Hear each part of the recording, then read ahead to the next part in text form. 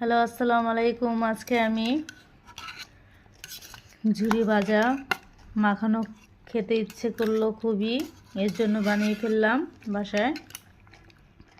এটার মধ্যে আমি দিয়েছি কাঁচামরিচ কুচি, পেঁয়াজ কুচি, তারপরে ধনিয়া পাতা, লেবুর খোসা, শসা আর একটু লবণ আর সরিষার তেল দিয়ে এই ঝুরি ভাজাটাকে মাখিয়ে নিয়েছি।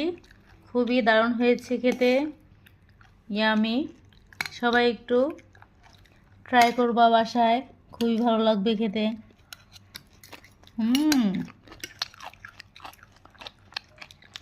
দারুণ। কে কে খাও, এটা পছন্দ করো, কমেন্টে জানাবা প্লিজ।